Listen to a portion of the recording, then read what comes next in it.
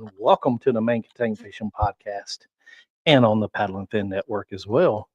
Man, we're going to kick it old school tonight, folks. We're bringing back a guest. I'm pretty sure everybody knows by the thumbnail, but we used to be host together on the Main Contain Fishing. So we're going to bring back Beanie Outdoors. So if y'all stay tuned with us, we're going to kick it old school here shortly.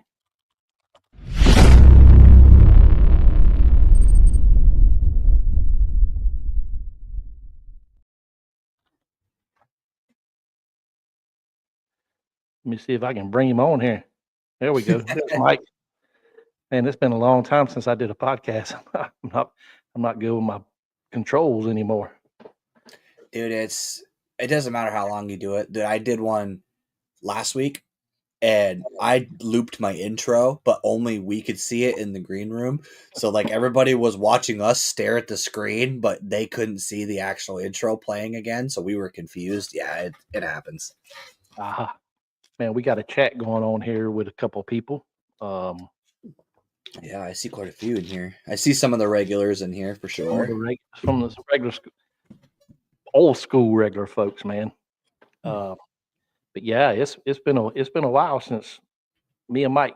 To give y'all a little history about me and Mike, we started talking, kind of chatting up, and we decided to start a podcast, and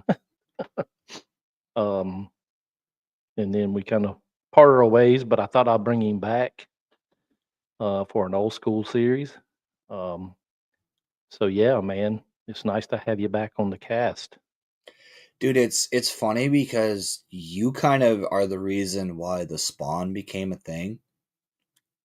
So the Spawn podcast originally started as like I need to make content in the off season, right? But it was never really meant to be its own thing. It was just something to do. And then we did the May Contain for a while.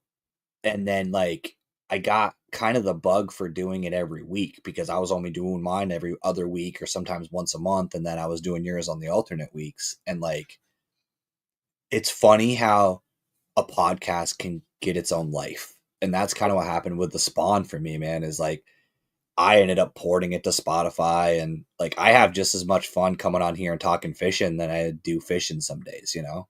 Oh yeah, for sure.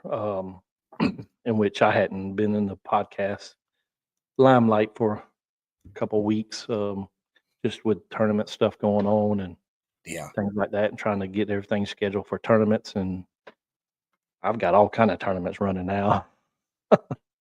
I've even, to give everybody something to see, if you go over to Tourney X and look up SCG KBF, you'll see everything that we've got to offer. We got a couple of things. We got an old school coming back, which is the Bank Boat and Kayak series.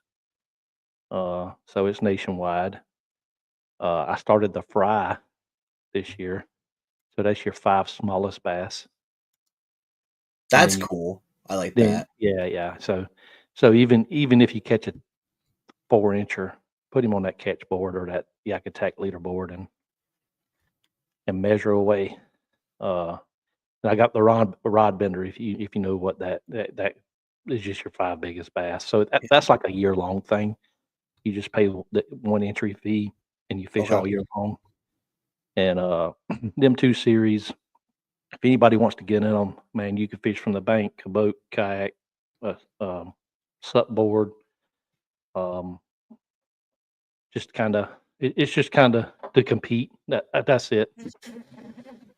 And then the winner who wins it all will get a gift certificate to their choosing of what tackle store, online tackle store. So, oh, that's cool. That's a good prize, dude. See, sometimes I have a hard time. Like, I've wanted to do giveaways on my channel, but sometimes like it's hard to give away like certain prizes. Like, tackle stores are regional, so like, you know, up here we don't have Academy, we don't have Shields, we don't have, you know, even Bass Pro. For me, the closest Bass Pro is like 2.5 hours. Good God. You know, so like I can't be like, oh yeah, the guys up here, dude. you know how much stuff I just got an order from Tackle Warehouse. Matter of fact, I have a $150 t-shirt sitting downstairs right now. You know, most expensive t-shirt, most expensive free t-shirt in America. But you know, that's what I do, dude. Honestly, I order from Tackle Warehouse, but it's always hard to like find a good tackle store around here. That's what sucks for me. Oh yeah. I've got a Bass Pro within about 10 minutes of me, but I like Academy better. So, Like a big box store. I like yep, Academy better. Their Halo bait or their whatever they call their store brand. I yep. think it's Halo, isn't it? I think that's what they I or think something so. like that. Like that, yeah. Some of their baits look really well and have good hooks on them. You don't have to change out the hooks and things like that. But they're supposed to be building one maybe like an hour up the road in South Carolina. So that'd be cool. I heard they're putting a Bass Pro closer to me in New York, but um I will say, dude, and this is probably not going to make a lot of people all that happy to hear, but I'm not really that big a fan, and maybe it's just the ones around me. Bass Pro doesn't really impress me.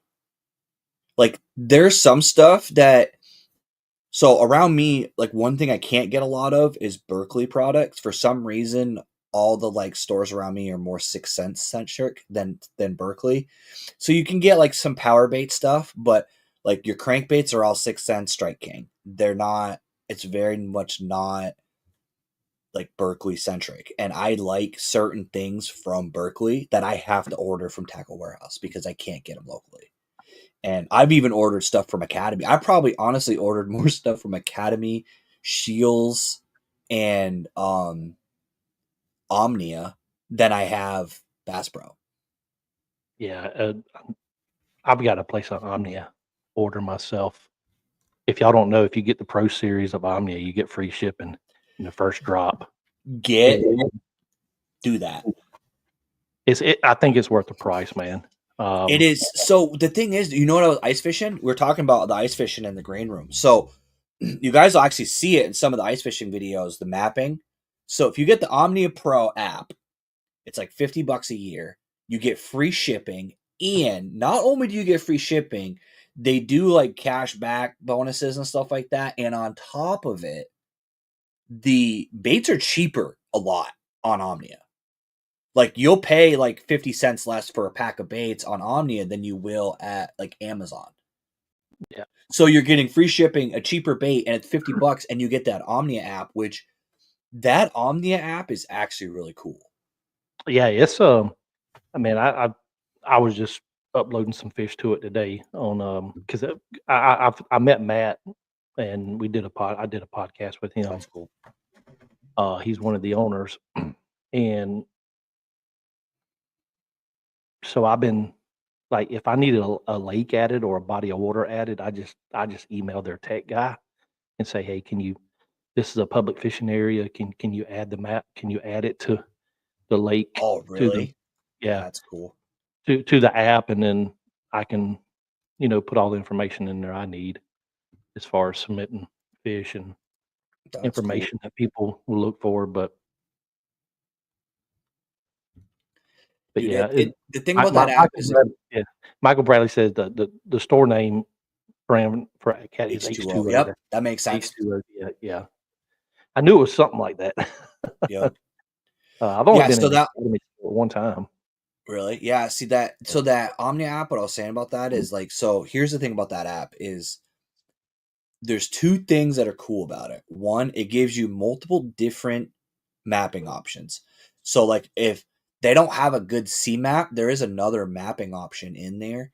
And this is going to sound really stupid, but the wind layer on the map for me is extremely helpful because and if you guys don't know about this, but basically you pull up the map of where you're fishing and you turn on this layer in the mapping for wind layer, and it will tell you which way the wind is blowing to. So you can find those wind blown banks, those bays. You can figure out which direction that the bait fish are probably going to be forced to.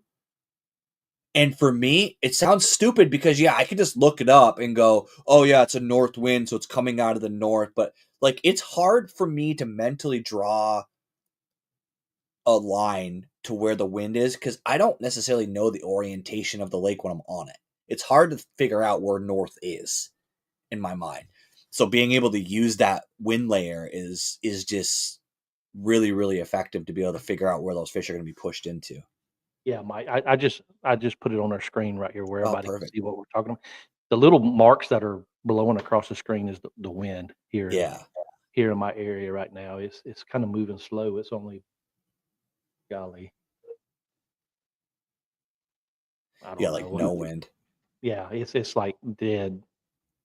But yeah, it's a You can actually no-brainer, see man. it come across. And for what you pay for it, like you put in like 2 orders and you basically paid for the year between the shipping, especially with the way shipping costs is right now and everything. Yeah, it's a it's a no-brainer. And it's in my opinion when it's on the when you got it on your phone as an app and you got it readily available to you, Oh, man, dude, it's you can it's kind of sick because you can turn these. yeah. In case you guys don't believe, there it is, right there. Yeah, I run it all the time. yeah. It's actually what's really nice for it too is um what I use it for is like scouting. Like if I'm gonna go fishing a lake soon and I'm just sitting there watching TV, sitting on the couch, I'll zoom in on a lake like what you're doing right there. I'm doing that on my phone, and you can actually mark waypoints from your couch and be like, oh, I should fish this little bay or this little hole or this little pocket.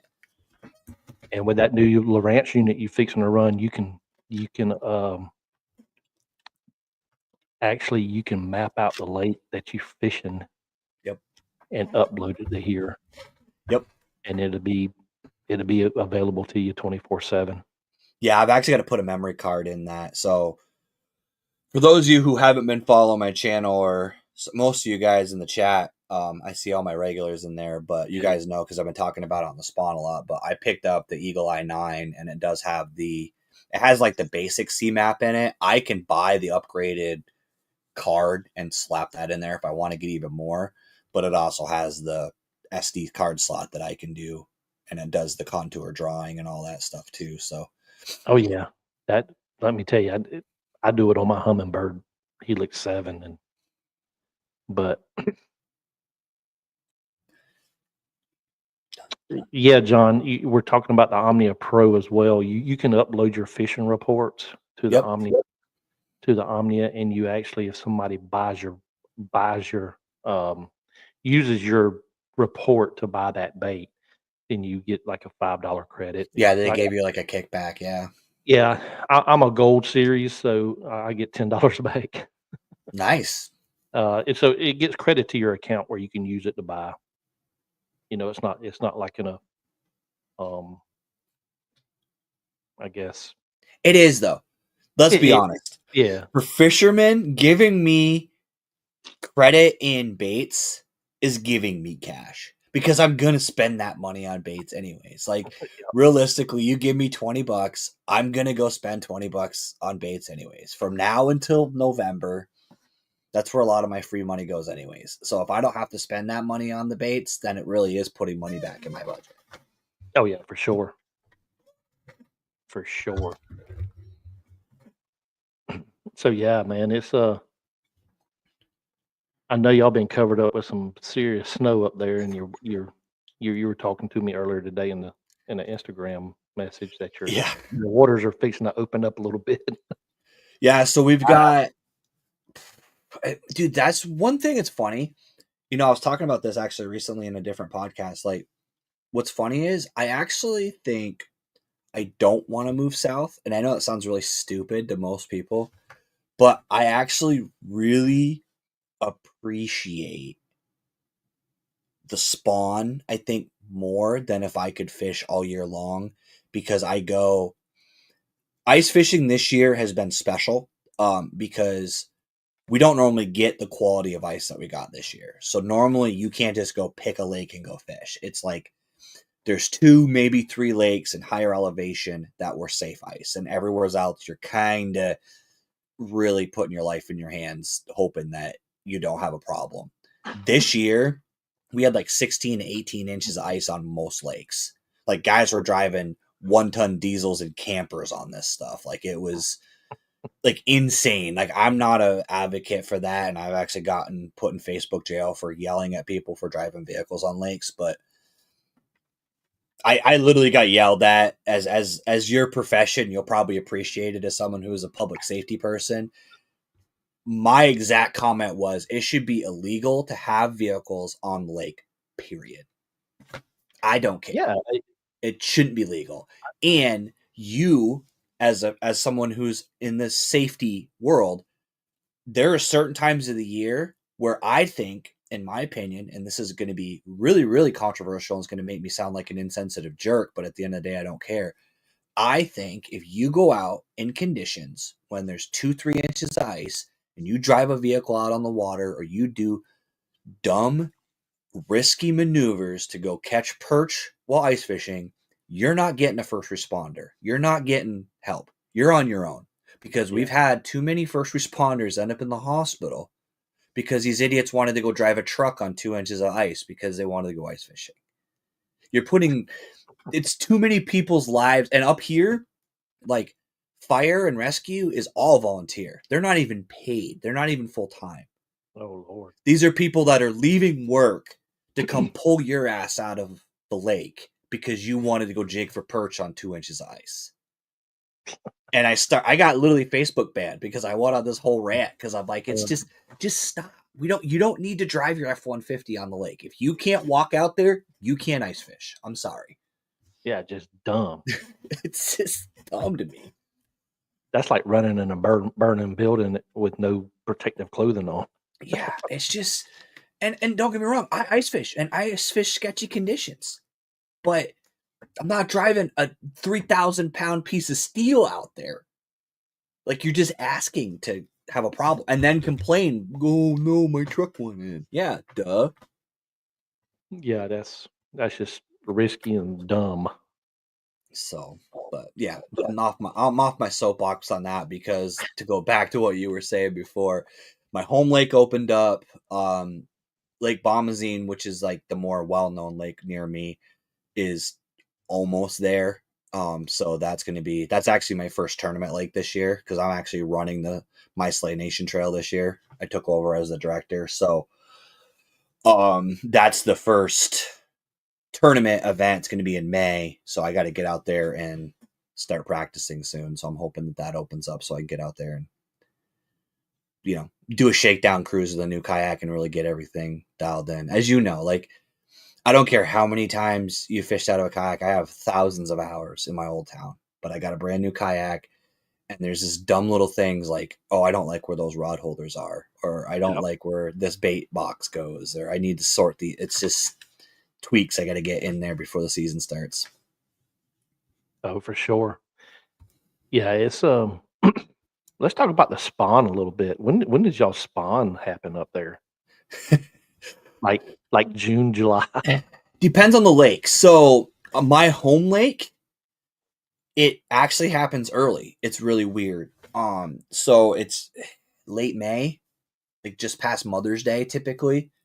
But there's a lot of, like, Champlain, I've heard as late as June in some years. It depends on how quickly the ice out happens. And but what really happens most of the time up here, and that's what gets really weird, is you get a week. So, like, and a lot of times it's not staged like it is in other places in the country. You could literally miss it. Like, some lakes you'll miss it. Yeah, because down here, I went fishing today, and there was still some on the beds. The bucks were still on the beds. The females had already got off of them, because the water temperature was 67.5 degrees down here today. Wow. So, Yeah. yeah, it's so I ended up catching a bunch of bucks, off the beds, and just having a little bit of fun. Yeah. You're jerking and ripping, son. Jerking and ripping. So that's my plan. So my home lake is open. And that is the lake where it's kind of cheating almost. So it's a reservoir that has essentially 3 spawning flats. There's basically 3 bays, and that's where all the fish go. So, and I know exactly where they're going. I know exactly roughly when they're going to be there. And off of those 3 spawning bays, the deep area is like 20 feet. So it's real simple to find them. Like Yeah. it's basically if they're not in the 5 to 6 foot spawning flat, they're out in 20 feet and you go throw a lipless. Like it's that simple. Like it's that kind of lake. So that lake is where I'll be going Friday, and that's like you said, it's going to be throwing a lipless. I will throw a wacky rig at times if I feel like they're being real finicky, because sometimes if you just suspend a wacky rig, they'll hit that. But it's a lot of like power fishing this time of year. It's crankbaits, Crankbait, chatterbaits, all of that stuff, and jerk. it's just go out there and and then if you want to get them again with the forward facing sonar, that's going to be where I'm trying to teach myself how to use it, and this is the lake I'm going to do it on, because I don't want to say like you never really truly know, but at the end of the day, if you have as many hours as I do on certain lakes, you know where the stages are. Oh So yeah. like I know how to backtrack them, and I know if they're not here, they're here, and if they're not here, they're there. So then I'll be able to take that forward facing sonar, go shine them, get that jerk bait out, see if they're reacting to it. And then, like you said, the jerk bait is one of those baits in the early season. And honestly, one thing that people overlook too is like swim baits, like your 6-inch jointed Yeah. swim baits and glide baits, because they sometimes will hit that bigger bait because they're still coming into their like, they don't want to chase 10 minnows when they can eat one big bluegill and be done That's for the right. day. Yeah. Yeah. So That's I've been looking at some big glide baits. I've got a gentleman. He makes them personally here in Georgia, yep. and he doesn't put a real good shine on them. That's what I like about them. Gerald Swindle did a post. The first thing he does with his crankbaits and all that, he takes a piece of sandpaper to them and takes all the shine off of them. A lot of guys do that. The problem is, so the guys who hand paint, the clear coat they're using adds a gloss, and there's not really any good clear coats out there that don't add a shine to your bait. It's Yeah. just a thing. So I know guys will do. I do it with square bills. I will rough up the shine on a square bill because I do like matte. I actually personally like matte colors. I was just talking about like the Max scent thing. So like Berkeley, I fish Max scent not for the scent. Now I do think that there is something specifically to Max scent, but I fish Max scent baits because they're more matte color. If you look at all the Max scent baits, they're black, they're Junebug, they're green pumpkin, aren't shiny. They're more of it's the material that the Max scent is made out of doesn't have a gloss to it. Right. Versus the power bait or like your Senkos or your Yum Dingers, those have a shine to them. And I do think in certain situations that matte color looks more natural. And I personally think that those matte colors work better than the shiny ones, but Yeah. that might just be my own thing. I'm fixing to throw up on the screen right here, right quick. So, kind of show you this. There you go. Those are Yeah, I need to get into the big swim bait kick, I reckon. And look familiar. gotta, pretty much the same bait, dude. yeah, That's an A-Bay paint job, but yeah, dude, these are fun to fish because when you actually just play around with them, you don't have to do all this fancy crap that a lot of guys do. You can just reel these. Like you don't. A lot of guys think you have to do all this fancy rod, twitch, jerk, slash. No, you literally just go boom, boom, boom, and this bait will go down the lake, and they'll come and pound it.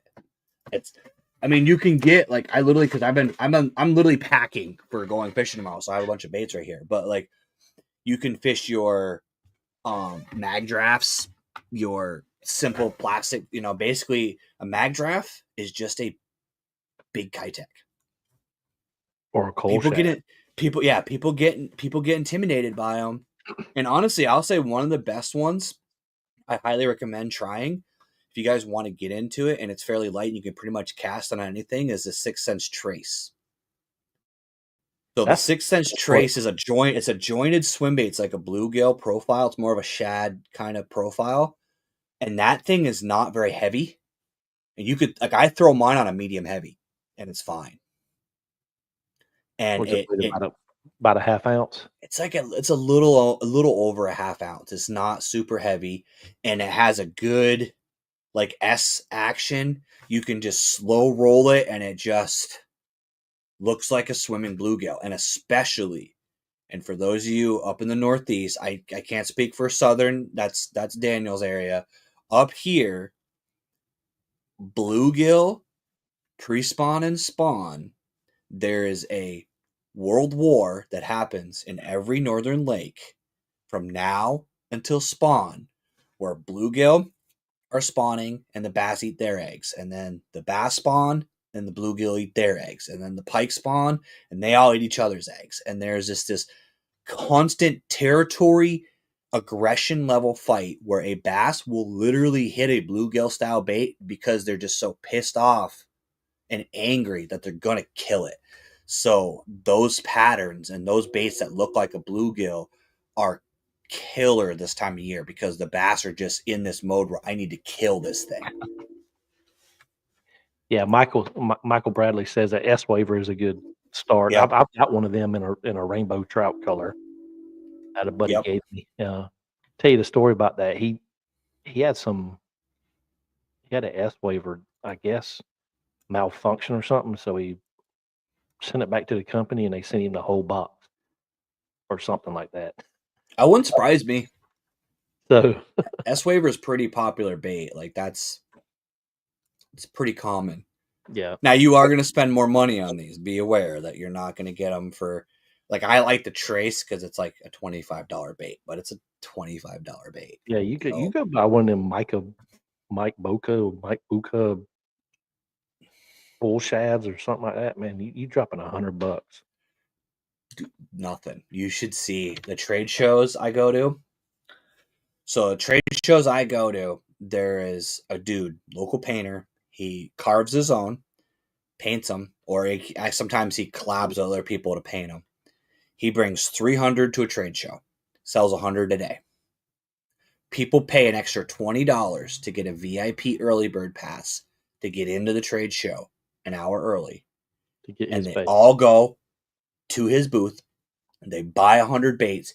He shows up to every trade show and is sold out in 45 minutes. $250 a pop. That man making a killing.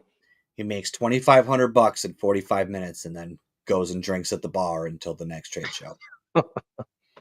It is the most, and the thing is, those guys will buy two because he limits to two per person so more people can get them. Guys will buy two and then turn around and flip one for $350 on eBay, and people will buy that one. Oh, wow. Because he only does drops, so he only releases baits at certain points, and people, that swim bait culture as a whole, I get it. I fish them. I use them. I'm not 300. I have toothy critters up here. I'm not throwing a $300 bait that a pike is almost inevitably going to steal from me at some point. It's just not going to happen. Oh no, I wouldn't fish them. I wouldn't fish the any of them glide baits in the rivers down here either because of our chain pickerel, jackfish, whatever you want to call it. Yeah, and almost every lake I fish has pike or pickerel. So yeah, or walleye. I get pissed off when they take my damn worm from me. Yeah, when they take my grande bass, like 17-cent ring fry worm, I'm mad. Let alone my $300. I'm going in. Me and that pike are gonna have a conversation face to face if he takes my $300 bait. Oh, for sure. For sure. Hey, man, we've been going for about 30 minutes. We're going to kick it to a commercial break right quick Sure. and bring you right back. There's a world out there waiting to be explored. But true freedom requires a different kind of power. Power that's reliable, sustainable, and built to keep up with your adventurous spirit. Watt Cycle provides strong and stable power. It's a really good deal. These are great little batteries. They have high temperature, low temperature sensors. Really high quality cells come in these things now. So far, so good. Everything seems to be efficient. Well, it did everything that it said it would do. Watt Cycle's lithium iron phosphate batteries utilize advanced battery management and thermal control technologies to ensure exceptional performance and reliability. We only use premium grade A cells, selected for their high energy density, superior safety, and impressive cycle life of up to 15,000 charges. Watt Cycle is proud to serve over 300,000 customers, empowering homes, businesses, and communities around the world with sustainable energy solutions. Our batteries are engineered to provide clean, efficient power for your renewable energy systems. Watt Cycle, versatile power solutions for every adventure. Experience freedom on the road. Stay out on the water longer. Hit the greens with confidence. Secure your home's energy needs. Maximize your solar potential and more. Watt Cycle, power infinite. Hey, and welcome back to the Man Contain Fishing. Man, Watt Cycle Batteries has been my sponsor this year. And I can tell you for sure that the power on them lasts for days. I have yet to charge my 50 amp, and I've used that for almost 2 months straight now, powering a Helix 7 Humminbird with side imaging, down imaging, and then all my GoPros as well. So if you want to use the code SEGKBF25, that's SEGKBF25, you can save yourself a little bit of money when you purchase Watt Cycle batteries. So for the second part of the show, man, we're gonna bring Mike back on and we're gonna get this thing rolling again and talk a little bit more fishing. Hey, welcome back to the show, Mike. I can actually attest as a Watt Cycle affiliate myself. I used mine for, I've only got 6-7 hours on it, but 6-7 hours running forward facing sonar, 2 GoPros, lights, and charging my phone, and I use 6% of my 100 amp hour. Yeah, That's a lot. I don't know if you've used forward facing sonar and know how much power that sucks down. And here's the thing, and this is what's cool, because I've got the mini. I bought the 100 amp hour mini with the Bluetooth. I literally can take my phone and check where it's at. That is huge, because in your kayak it's stored, so you can't really go look at it. And it's a voltmeter on, like, it's cool that you can see that it has 13 volts, but that doesn't tell you how much time you have left. It just tells you that it's not dead yet, right? Yeah. Being able to pull it up, pull the app up and go, oh, I have 96% battery power left. And it tells you how much draw and all that. So you can literally tell, like, how you could be like, yeah, I've got plenty of battery left to keep rolling. That's the cool part about those batteries. Yeah, it's I use mine, man, on Lake Juliet. We had the Georgia Tour Kayak Series this past month, and the wind was blowing outrageous, dude. I'm talking about. I've got to a point where I just stayed in 2 coves all day long because I was trying to run some points, and I'm talking about I look like the Titanic out there, just capsized, just Been there. Yep. You know, you kick that trolling motor on, and I run a 55-pound thrust, and man, it was barely moving me about a mile per hour in that wind. But I only used 33% that day running. That's crazy. In the wind. Yeah, it is. Lithium versus lead, man, it's a no-brainer. Well, and it's a combination. I don't know whoever started this lithium craze, but it's become a market now. In a kayak, to be honest, if you're using lead acid, AGM, you need to stop. Because at this point, especially with the pricing right now, you go to Watt Cycle, you can buy a 50 amp hour for not much more than you're paying for that lead acid at Walmart. Yeah, for sure. Yeah, it's golly, I can pull up their website right quick. They're not super expensive, and like I said, I've worked with them. I'm super impressed with the quality and just the build up. Like simple things, like I don't know how yours 50 came, but like little touches, like my 100 amp hour came with 2 extra terminal bolts. Yeah, that they gave you Like they gave the extra terminal bolts in like there. that right there alone is an attention to detail that other companies I've dealt with don't have. And it's like I've lost terminal bolts and then had to try to figure out what size thread and how to, like, they just send you 2 backup ones by default. Like that's just a cool little touch that you don't think about, but it's simple, you know? Oh yeah, for sure. Is I spoke with the it's kind of weird because it was like at 10 o'clock at my time and 6 o'clock their time. Dude, it's Talking- really talking weird China. calling them out. Yeah. Yeah, it was a good call though with Jennifer and Yep. and them but yeah, so here it is. Man, you can get you a 100 amp, 12 volt 100 amp Life Pro battery, Group 24, Group 31 for $159.99. Yeah. Yeah. That's up 45% off. You're gonna spend $90 to $100 for a Deep Cycle Marine quick start battery at Walmart. Yeah, and it's even a the lead acid that weighs 75 pounds.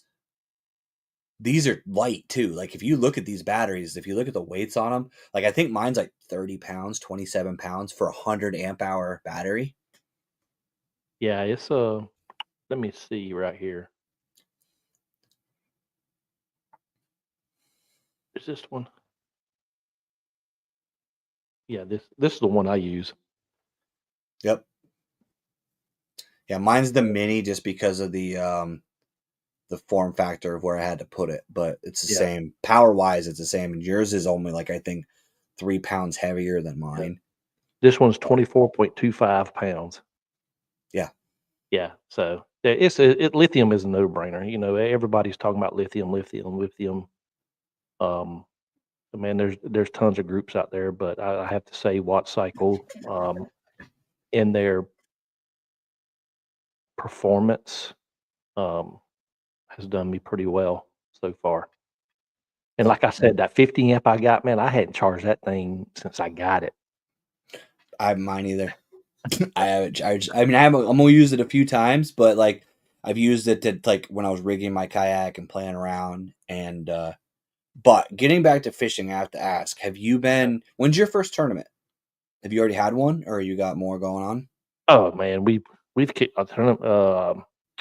Well, all my online stuff. We started everything in March. Okay. Yeah, I'm not fishing. I'm actually being a true tournament director. Not fishing them, no. Yeah, I'm not fishing anything as far as our Georgia Tour kayak series. I fish some stuff on Fishing Chaos that I'm in now, like the Strike King stuff, and I'm thinking about getting into the KBF State Challenge because there was only like 5 guys in the State Challenge series for Georgia. Yep. So, but I'm gonna have to commit some time to that if I get in it, because I'll have to travel maybe an hour and a half to fish some bodies of water that has some big fish, because that's the only way you're gonna win them things. You got to catch them 20s. Yep. Yeah, you can't. You got to have them 100 inches on the board. Even here, dude, our State Challenge series has like 3 dudes. It's the same 3 dudes every month, and the top 2 guys have over 100 inches every time. So if you're not catching 20s, it's not even worth entering. Now, don't get me wrong. To be fair, and this is not bragging, I live in kind of a bass mecca. I mean, I live in Vermont, so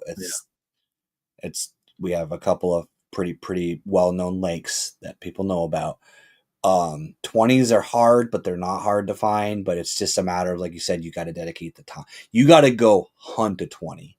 You can catch a 17, but you got to find a 20. It's Oh, yeah. just how it is. Like, those aren't fish that are just hanging out. Those are fish that are smart. They're older. They take a little bit more effort to go find.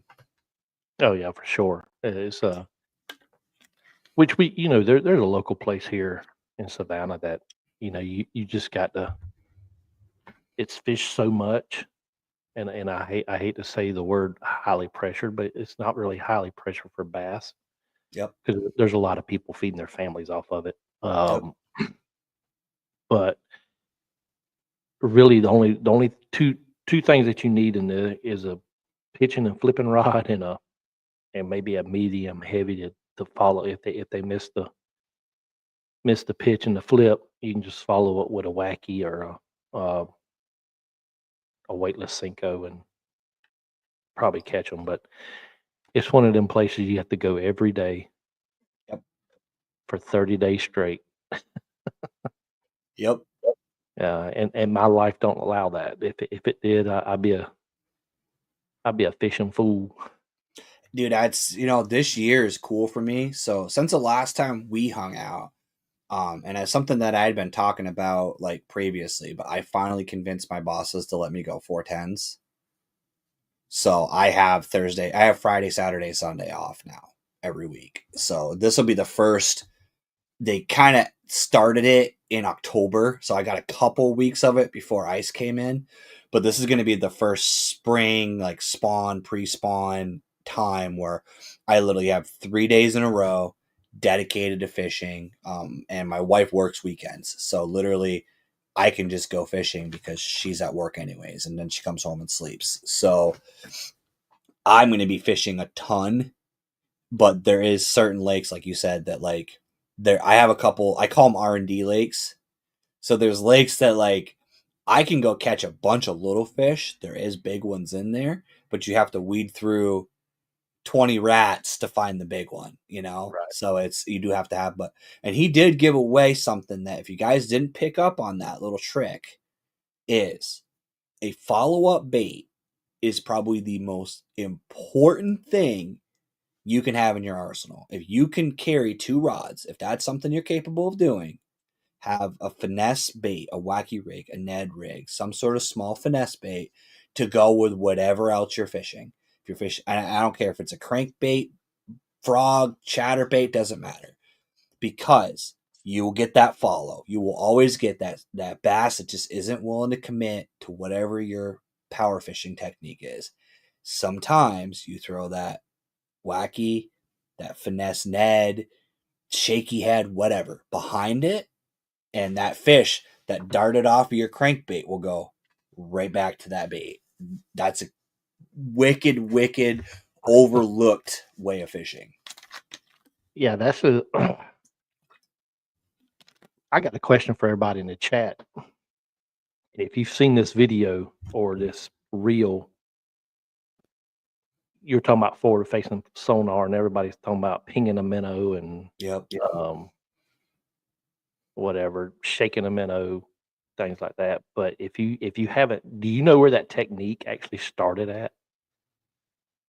It's an old school.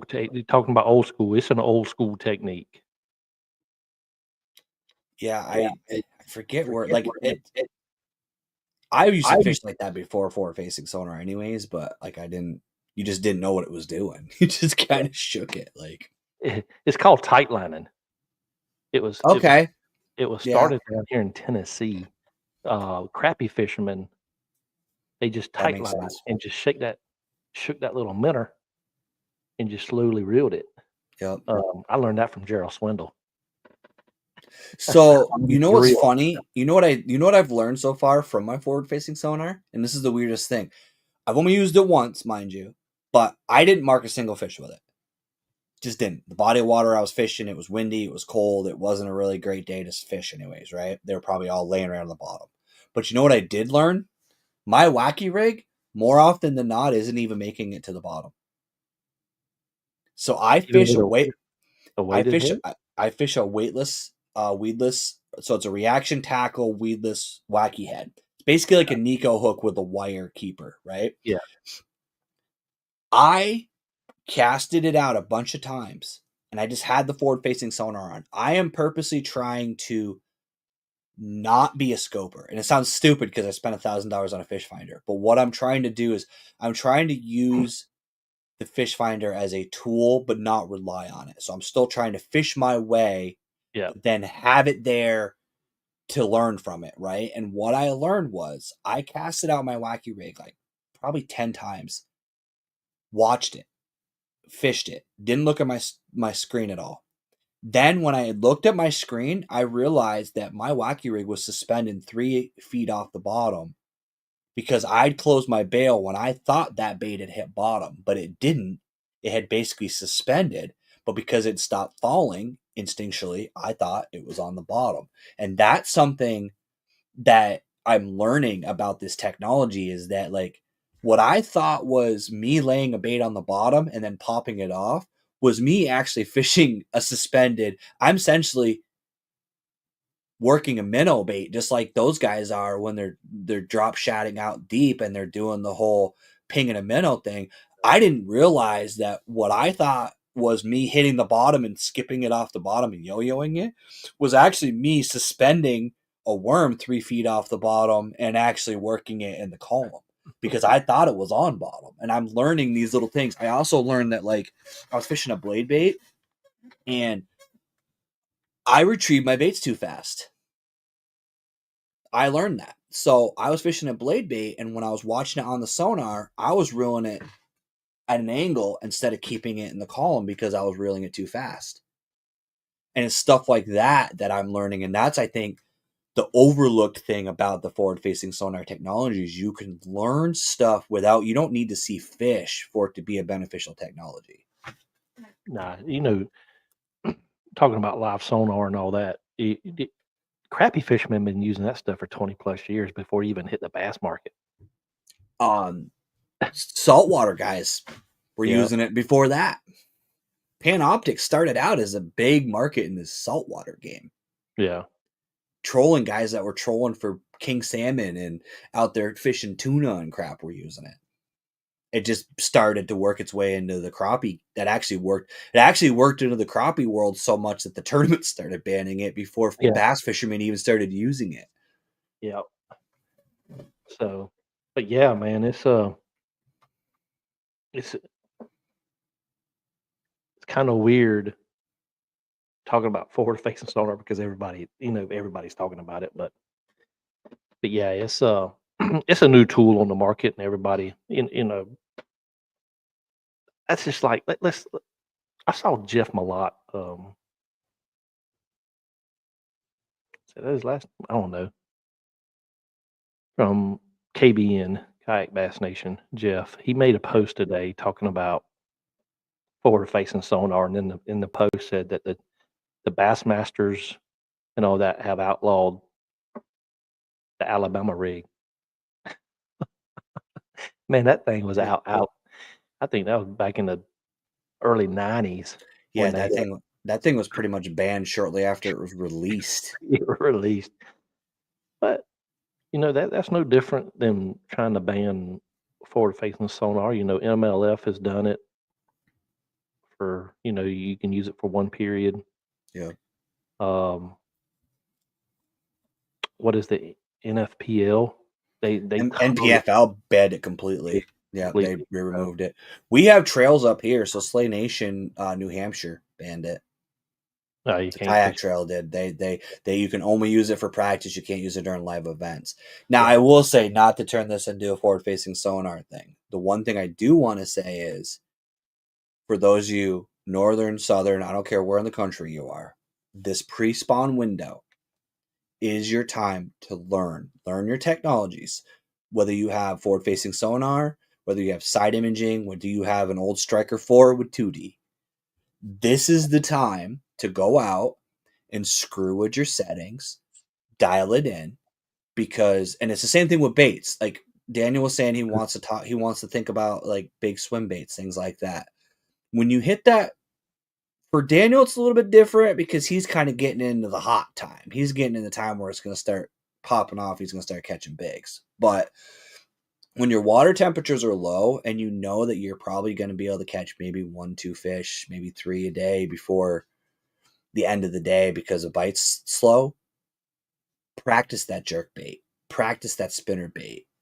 Screw with the settings on your electronics, because when the fish bite is on, you're not going to do it because you want to just catch the fish that are there. But when you can get out early season, if you have a day to go out, take an hour and practice those baits, practice those technologies, because you'll be able to use that knowledge for the rest of the year. And it's really honestly a dead time. So it's a good time to shake that rust off. Like, one of the things I learned early season, skipping. There is no better time than the early season to just go out and learn how to skip a bait, because who cares if you don't skip it right? Because you're probably not going to get a fish, or your bites are so limited anyways that you're able to get that technique down, because the only way to practice that is on the water. I don't care. I mean, Daniel can test that. Like, you can't learn to skip anywhere but on the water. Even from the bank, it's not the same as it is from a kayak. It's just not. It's not. And skipping out of a bass boat versus a kayak is a whole different ball game too. Same thing with a jerkbait. So you can't. I don't stand in my kayak. Very rarely am I standing. I'm not very confident in my. Now, granted, this new, bigger, heavier boat with the shiny new black pack. Hint, hint, guys. Watch my video that's coming out at the end of the month. That's got the ability to lock my rods in, and I'm less concerned about losing stuff if I do flip it over. But you can't do this in a kayak. It is not an option, because you don't have 8 feet between you and the water. You have 1.5 feet between you and the water. Yeah, I use a shorter rod. I use a 6.6 rod for my jerk bait. Just because I have that trolling motor on the front, and if I use a 7.2, 7.3 jerk bait rod, it's hitting that I'm jerking way up here instead of kind of parallel. Yep. And so I just use that 6.6 rod.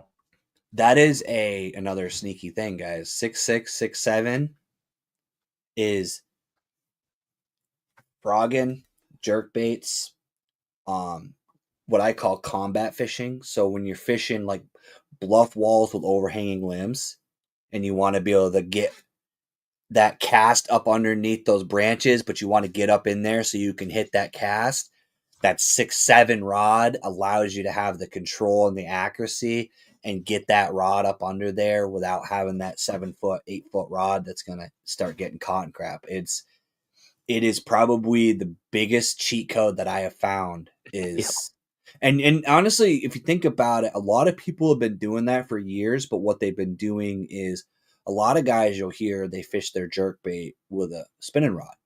The reason for that almost always is because, guess what, guys? Spinning rods are like 6.6. A lot of spinning rods are 6.6, 6.8, 7-foot max. So a lot of guys were using their spinning rod because of the length and the action on a regular medium fast spinning rod is kind of like a regular casting rod, jerkbait rod action. Yeah. So it kind of all ends up being the same. Yeah, it's when I fish rivers down here, they're so tight that you can't really fish a 7.1, 7.2, 7.3 rod. Oh. But yeah, it's man, it's there's so much information out there that you could talk for 3 days straight and not even get all the information out, because everybody's going to fish different, right? That's probably the most important thing that you can say too, is me and Daniel could be handed, and I've said this on other shows too, like, you could literally go to a manufacturer and say, I want you to make me 2 rods, 2 reels, 2 sets of line, and a bait, and I want you to make them as anatomically exact as you can. and then me and Daniel can go and cast to the same spot in the lake, and I'll catch a fish and he won't, or he'll catch a fish and I won't. It's not always the rod or the bait. It is the instinct. I will tell you right now that there is places that I will go to that people are going to beat my face in with their ability to fish, even if it's a lake that lends towards my favorite technique. But then there's also lakes that I can go to and say, cast to this lily pad at a 45-degree angle and reel at this rotation speed, and you'll catch a fish every time. It's just something that, like, that's what's cool about this sport, is that there is no way to master the sport. You can't, because your target is a fish, and a fish is adapting to you as you adapt to that fish, and then the fish is also adapting to the environment. So no matter what happens, there's always a learning curve to be had. It's just a matter of becoming well-rounded and being able to understand the situation. The guys who Bassmaster Classic, you just watched last weekend, you watched the best fishermen in the world, right? Were all of those guys fishing that one stump patch that was won? No, there was guys on the other side of the lake fishing in an entirely different way. And some of those guys were only a few pounds out of big paychecks. Yeah. And they were all in the same body of water. And these are the best fishermen in the world. And I mean, from what I saw, and I wasn't really paying attention too heavily to baits, but the Bassmaster Classic was won on a Nico rig, guys. Yep, a Nico rig. That wasn't a Mega Bass 110. It wasn't a $300 glide bait. It was as old school gets. Now, granted, he was using forward-facing sonar, but the bait was a Nico rig. Yep. That is a $1 hook and a 50-cent worm. I'm working with it. Yeah. You know, so I mean, that's the thing, is it's really figure out what your confidence baits are, figure out how you like to fish. And I think that's the biggest mistake that a lot of young anglers and people that are learning to bass fish make, is they try to be like, oh, I need to be a swim bait fisherman. No, if you like going along the bank and fishing a frog, fish a frog. Maybe mix in a jig. Maybe learn different baits for that area. If you're not a guy that likes to go out in the middle of, like, you will never see me, even though I have the technology and I have some of the knowledge, you'll never see me in 60 feet of water drop shotting for 6 hours straight. That's not going to happen because I don't enjoy it and I know it's not my skill set. I'll pull them out of 60, 70 foot of water. See, I need to learn it. And that's why I bought forward-facing sonar, because for me, it's very much so I need a target.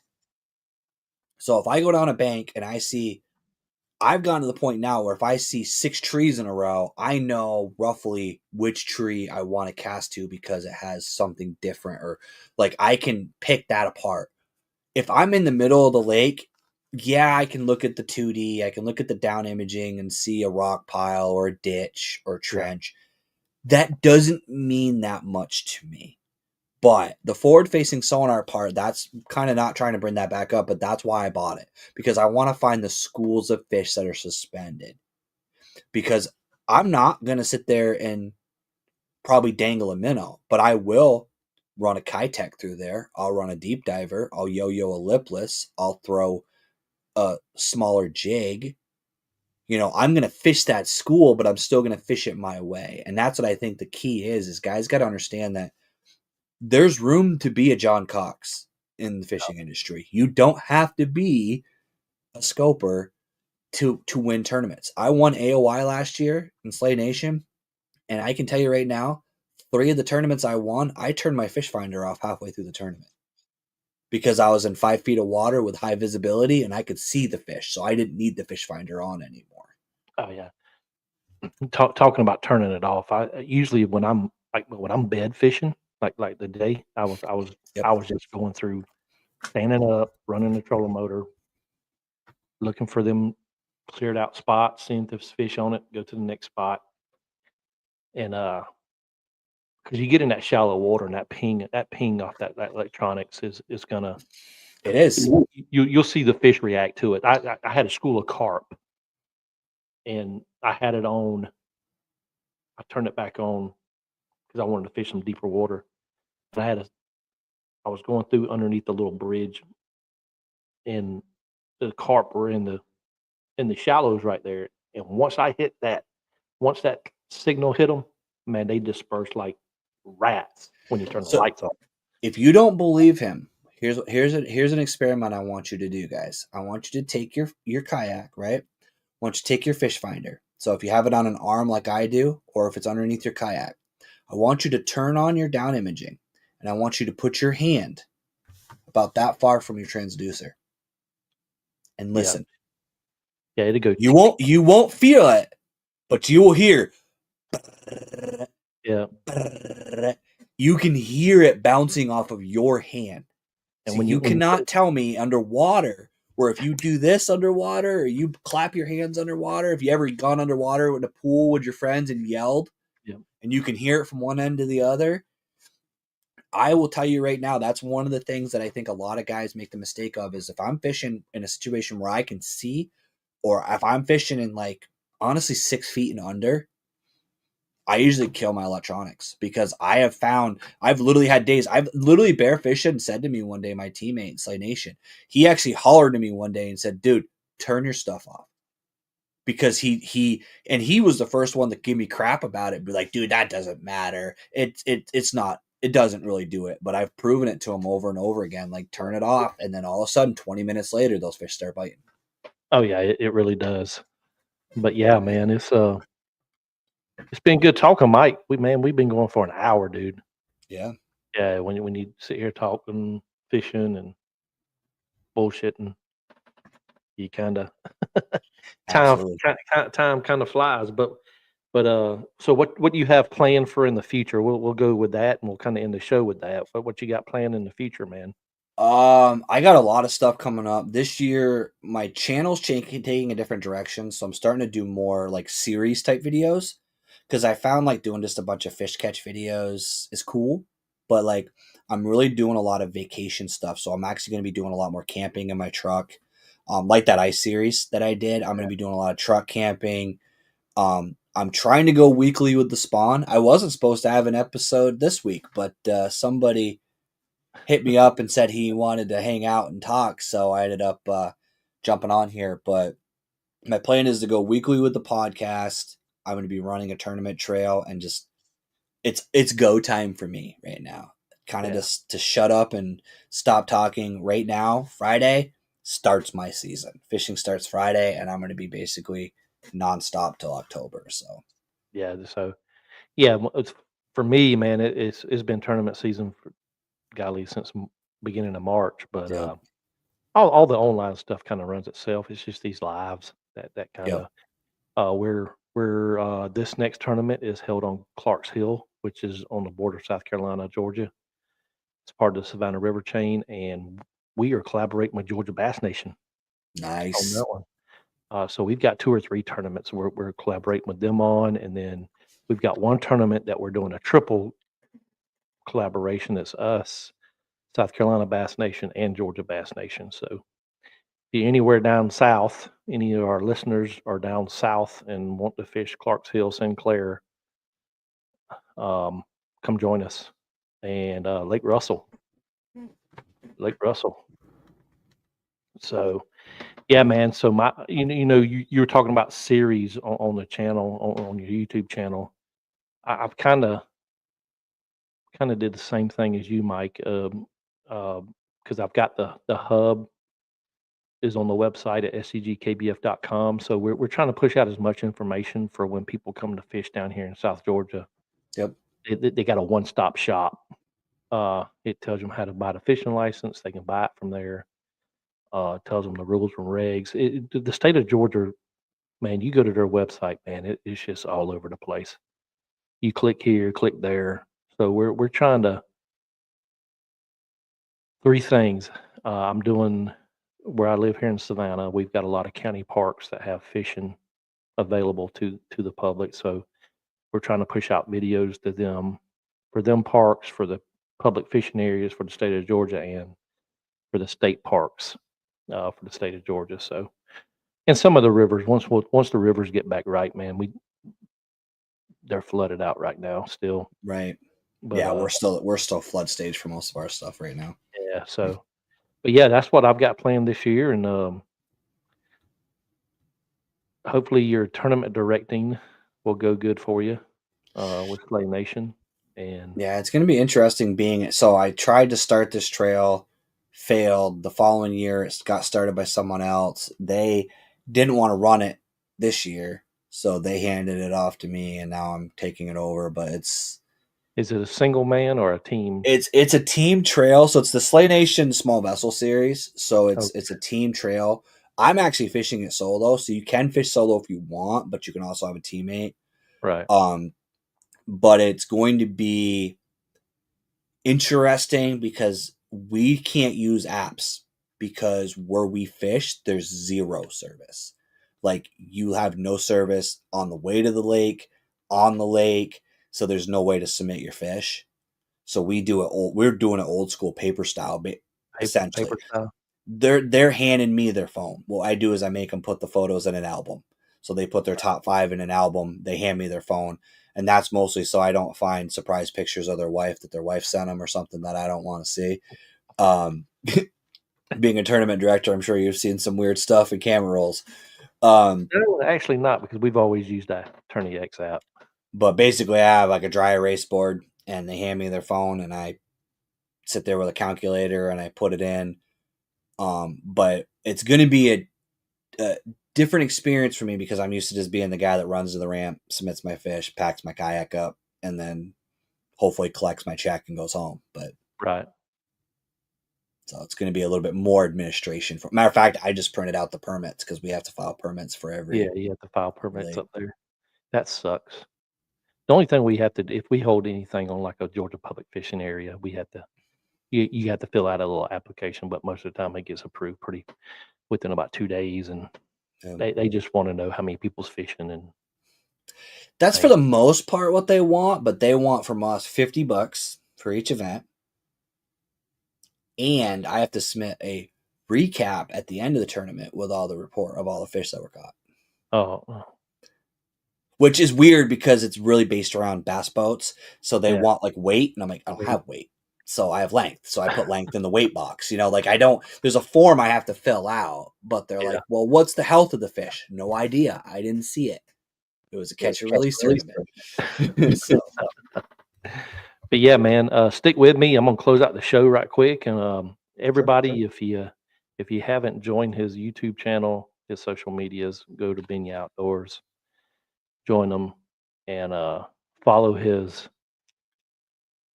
in New Hampshire, Maine, or somewhere up there, isn't it? Where are you from, Mike? Vermont. Yeah, Vermont. Same thing, dude. Honestly, Massachusetts, Vermont, New Hampshire. It's kind of. Most of us have licenses for all 3, and we fish them all. So, gotcha. So, yeah, man, we're gonna get this thing closed out, and I'll keep you in the green room for a minute, Mike. And sure. I want to ask you something on the back end here. But thank you for joining me on a short notice. We'll do it again. Yeah, this won't be the last one this year, guys. We'll do some check-ins throughout the year. Yeah, I'm thinking about trying to find some old bait shops and buy some old baits if anybody's if anybody knows anybody where down south that has some old baits or something. I want to go get yourself a helicopter lure or a banjo minnow. Yeah, man. Yeah. That's what people on YouTube want. I'm like, what the world?